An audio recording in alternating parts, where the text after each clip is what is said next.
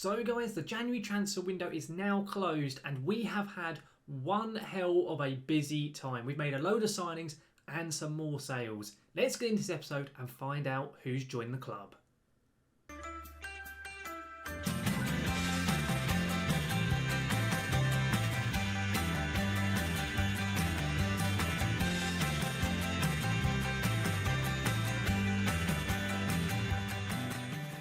So guys, welcome back to the Stones Rolling On Up and now to episode 52 of our series.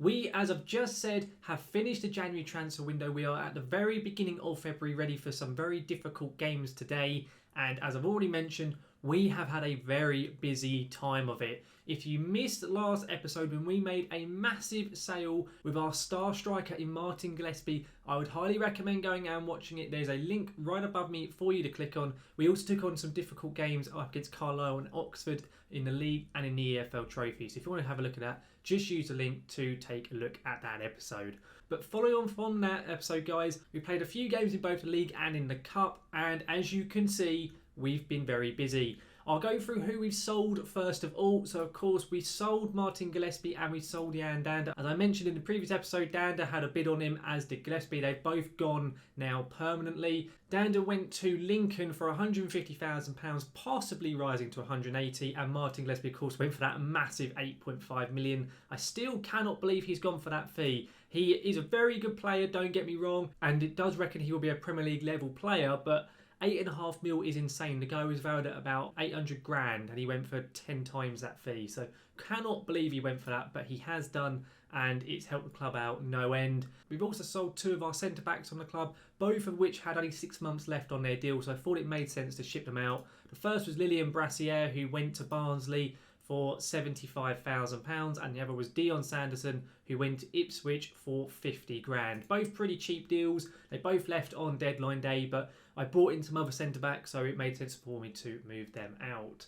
Following on from Gillespie leaving the team, we had to get in a striker, and I actually brought in two, one permanently and one on loan. The first, who in my opinion is probably the most likely replacement for him and has done pretty well since arriving, is a Bristol Rovers player who was scoring goals to front in the league below in League 2, in Macaulay Chandrinos, I think is how you pronounce his name. He is a Welsh player from Bristol Rovers and he's a very decent player. He's not as good as Martin Gillespie. He's apparently only reckoned as a 2.5-star player, but I quite like him. He's got good attributes in all the places that I want them, and as a poacher or an advanced forward, most likely the advanced forward, he can do a job. He's come in, he's played 4 games in the league, scored once, got 2 assists, done pretty well, so I've been pretty happy with how he's gone on since he's joined. He's only 19 as well, so he is going to get better as well, is Macaulay.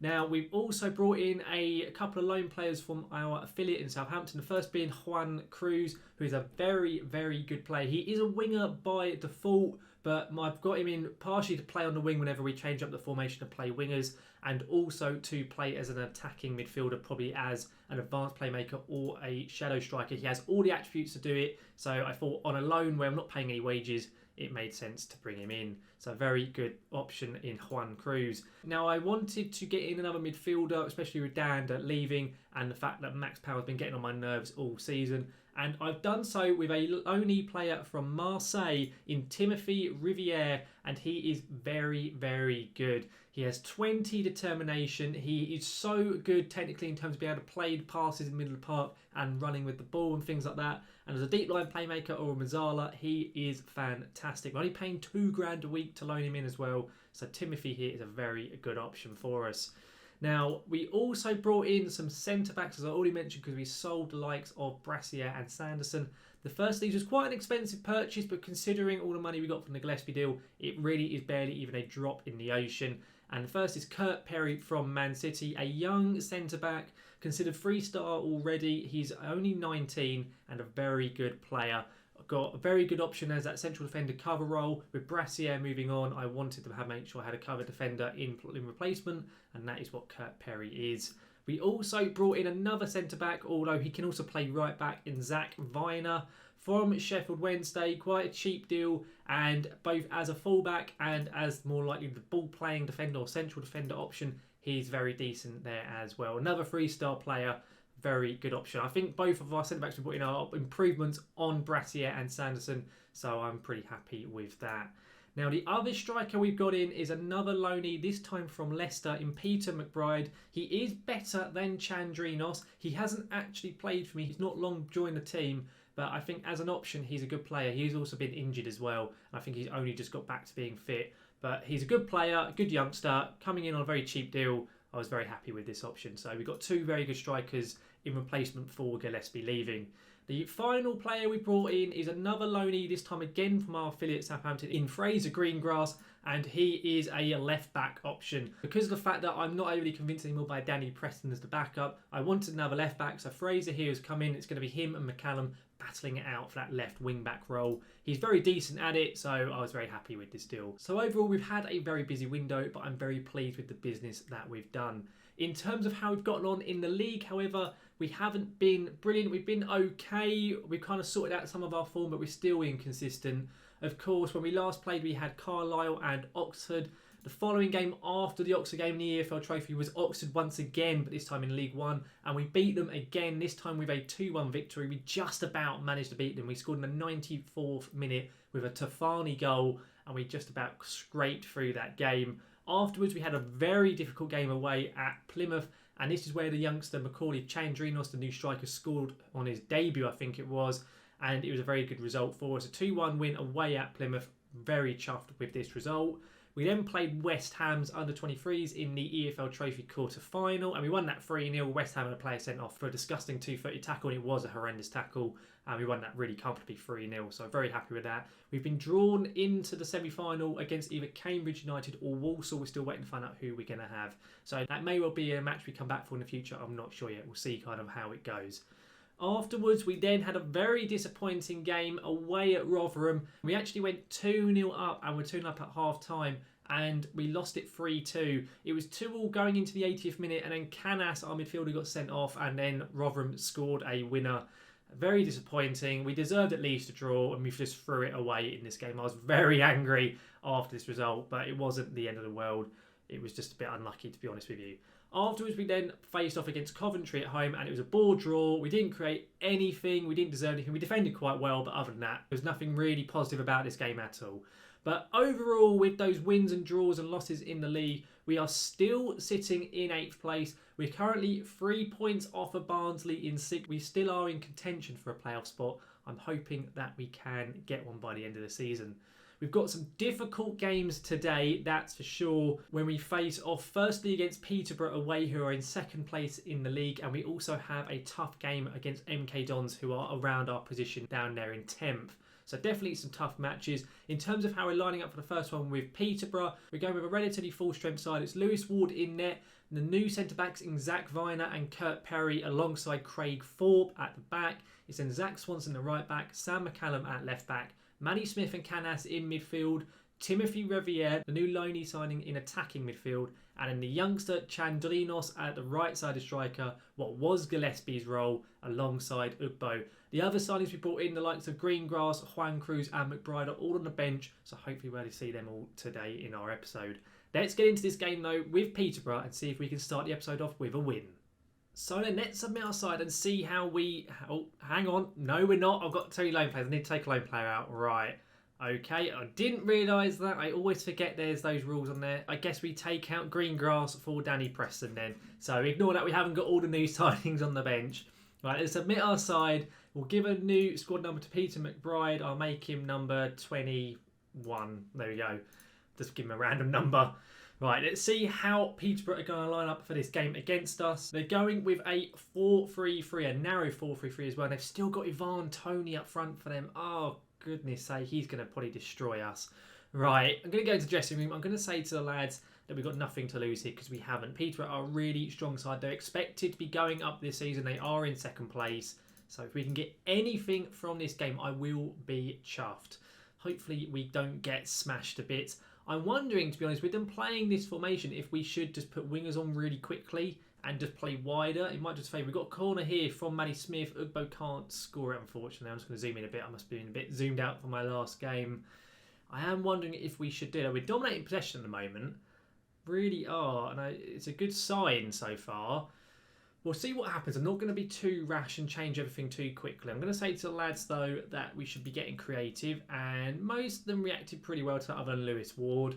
But overall, it's been a very good opening kind of 30 minutes so far. I'm surprised, actually, we've looked this good in the opening few minutes because we've been pretty inconsistent. And this performance here is wonderful to see. We've got 70% possession, or just dropped 69. And we've completely just contained Peterborough. They've had one shot all half. We've had 14. No goals to show from it so far, unfortunately. But a very quick first half. And I'm not going to change anything yet.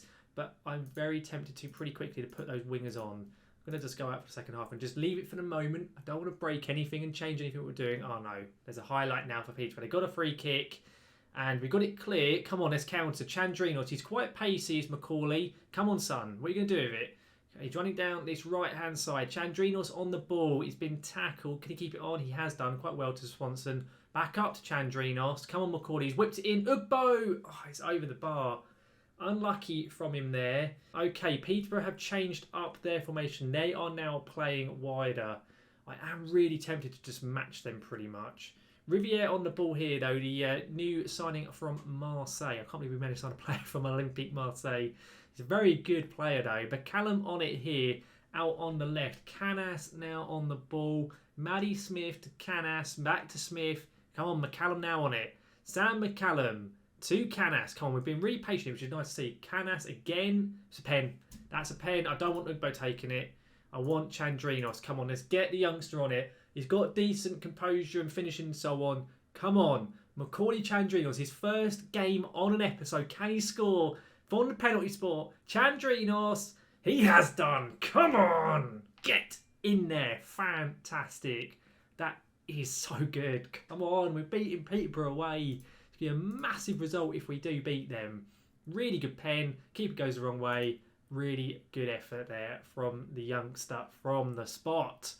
Now, I am so tempted to change up the formation. I really am. I'm tempted to basically match them man for man. I think what I'm going to do, I'm just going to pull Riviere back for the moment. I'm going to make Ugbo a little bit more supportive. And what I am going to do is I'm going to do this. I'm going to put Riviere as the Mazzala. We're going to make Canas a deep line playmaker and then box to box for Maddie Smith on this side. Go something like that and just kind of go maybe a bit more balanced perhaps. Oh, there's a highlight actually. There's a highlight as I click the button, so I don't know what's going to happen here. I'm hoping we don't concede after making those changes. I do think we should probably bring on some wingers really to try and counteract the width that Peterborough have now. But I don't know. Oh, no. No. Oh, okay. Right, we're going to do that. I'm not going to wait. We're going to make that change. Let's get on some wingers. Ugbo out to the right. Who is struggling at the midfielders? Riviere's not having a brilliant game. He's anxious. But I think it makes more sense just to take off Maddie Smith because he's tired. So that's what we'll do. We'll get on Juan Cruz, the new signing on the right. Very good player. Inside forward for both of Ugbo and Juan Cruz. And we'll leave the midfielders as they are. We'll go positive again, though, and we'll play wider and see if doing this can help us out. We'll basically match Peterborough man for man because I think we've got a very good side. Hang on, Swanson. No, he's not going to get there. I think our side is good enough to try and compete, but I just don't know. So if we can get a draw, I'll be happy with a draw, to be honest. Oh, there's a highlight here in the 80th minute. The new signing, Viner, at the back, takes that free kick. Not really to anyone, really annoyingly.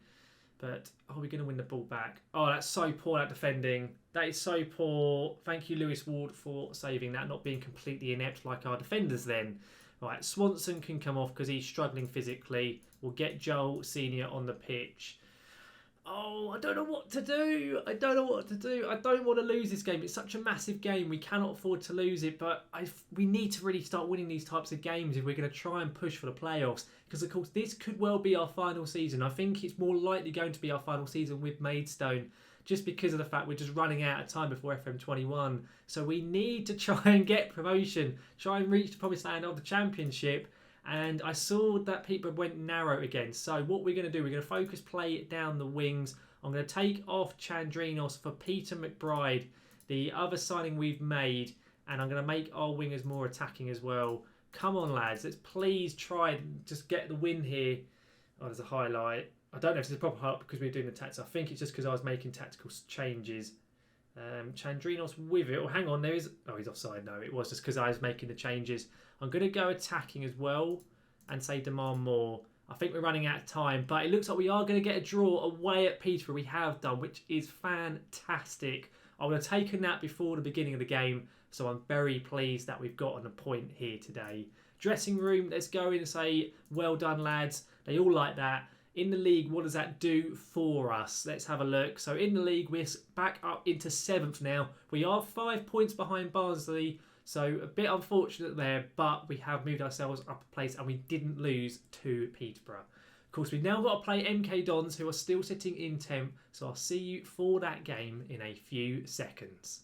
So here we are ready for now our second game of the episode. This time it's MK Dons at home, and the team is very much similar to the one that has just played against Peterborough, but we've made one change to it. It's Lewis Ward in net with Viner, Perry and Thorpe still at the back in the back three. It's then Joel Senior now at right back with Sam McCallum at left back. Then Manny Smith and Canas in midfield with Timothy Reviere just ahead of them, and then Chandrinos and Ugbo both up front. So still very much the same team that played against Peterborough. Let's get into this one with MK Dons and see if we can get a win in this game. So let's submit our side ready for our home game now with MK Dons. Obviously we're at the Gallagher in the amber and black. Let's get in this dressing room and let's give a team talk and hopefully get a win over the Dons here. I'm going to say that the recent form have us below MK Dons because MK Dons have been in some really good form. So we do need to be careful not to get beaten by them today. I'm going to say to the rest of them that I have faith. Of course, as they are in the amber and black. It's worth noting, guys, by the way, with the Gallagher, because all the money that's coming from the Gillespie sale, the board have agreed to expand the Gallagher Stadium. I don't think it's going to be ready until next season, sadly. So we might not see it having been expanded, but hopefully we might be able to. But oh do me, that was a good effort there from the MK Dons player. And also the board have agreed to improve the training and new facilities with all the extra money that has come in. So already we're seeing some good benefits coming in from that big sale. That has to be said. So it's a very, very good situation to find ourselves in, that's for sure. I will mention as well, guys, by the way, that if you missed it, a few videos ago, I released a new video for FM21 regarding a who to manage video looking at the beta. Hang on, Ugbo, is he on? I think he is. Ike Ugbo scores 20 minutes in. We're 1-0 up at home at the Gallagher. Get in there, Ike. Really, really good ball in there. I think from Riviere, the French lad. I think it was his ball in. Let's just have a look. Senior has it. He plays it back to Timothy Riviere. And yeah, he does. Lovely ball. Great header. 1-0. As I was saying though, guys, the FM21 Who to Manage video did come out a couple of videos ago, and if you want to take a look at it, there will be a link right above me for you to use. There'll also be a link right at the end of the video as well if you want to take a look at it at the end of today's episode. It just runs through essentially 6 interesting first save ideas that you could do once the FM21 beta comes out. Now though, with the game, we're nearly at half time, guys. It's going pretty well, to be honest. We've been pretty comfortable, I have to say. And in fact, we're leading this game at 1-0. It's a really good sign. McCallum's been put through his terrible defending. Brilliant save there from the MK Dons keeper. I didn't see his name. I think it said Evans. Fantastic save. Not going to unfortunately be able to see it again, but really good bit of goalkeeping there from their man in between the sticks, that's for sure. I think we're going in 1-0 at half time. We certainly are. Been a very decent first half from us. We're looking pretty dominant. More shots than the Dons. We've had more shots on target. We haven't had as much possession, but the possession isn't really that important as long as you're winning. I'm going to say don't get complacent. They all agree other than Kurt Perry, who I'm actually going to take off because he's booked, so I don't want to get him sent off. So let's get on Abua, and that'd be the only change I'm going to make. We'll go out and just see how we get on in this second half. Now, I am considering taking off Manny Smith as well because he's booked and he's not on a brilliant rating. Is Smith in midfield for us? We do now have Cole Palmer back in the team. He's not fully fit, so I don't want to bring him on too early, but I am tempted to make that change because it would be nice to give him some minutes on the pitch.